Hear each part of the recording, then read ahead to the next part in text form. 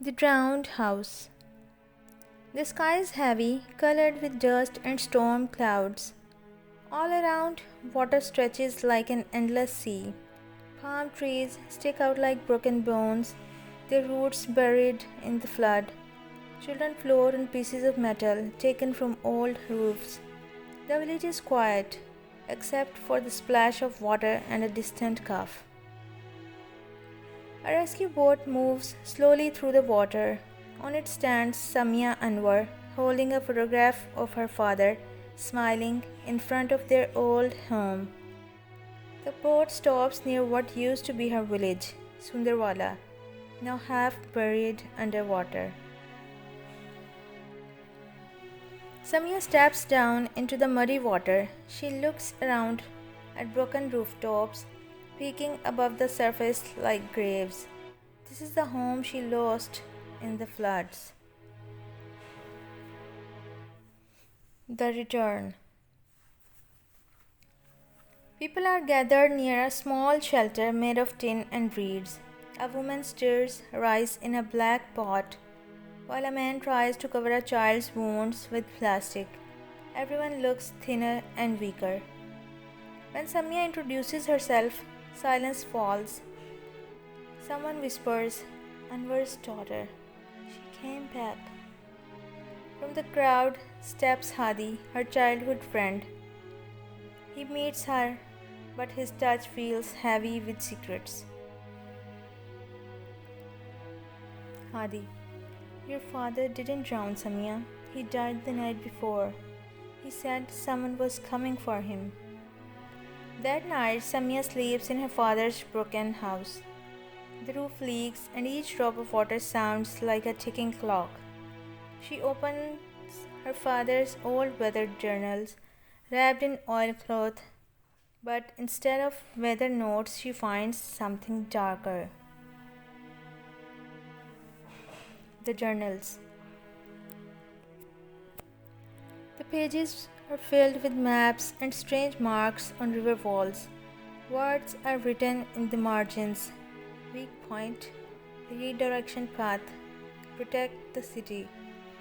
Inside one page, a small photograph is taped. Men standing near a control station. One man is circled in red.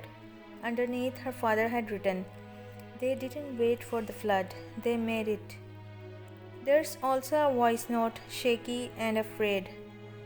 If you're hearing this, I failed. The flood won't be natural. They'll blame climate change, but it's not just nature. It's planning, politics, and money. The truth. The next day, Samia visits the broken levee, the river wall. Grass hides the damage, but she sees drill marks on the concrete, signs of human hands. She asks Hadi again. His face turns pale. Hadi, they told us it would save lives. They opened the western gates to protect the cities, but your father warned them Sundarwala would drown. They moved the flood. He admits he worked on the plan funded by a climate partnership with foreign help. The goal was simple: protect big cities and rich lands, even if villages were destroyed. That night, Hadi dreams of water calling his name. In the dream, Samia's father stands in the flood, pointing at the journals. Tell her. Samia returns to her father's house, determined. She digs under the bed and finds a hidden box. Inside are reports and a recorder. The papers confirm the truth. Evacuation warnings were only sent to big cities. Floodgates were opened at night secretly. Villages like Sundarwala were left to die. In his last message, her father whispers, You always said nature can't be controlled, but now even nature wears their mask. Samia clutches the recorder, staring out at the water where her childhood once lived. In the mosque, under a torn roof, the villagers sit together. Samia stands before them and plays her father's recording. The room fills with his voice, carrying the weight of truth. Some cry, others sit in silence. The child stares at the flood with new eyes, as if it has a story, a face. Samia. They say water remembers.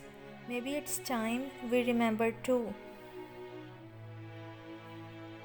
If disaster is planned, is it still nature's fury or someone's war in disguise?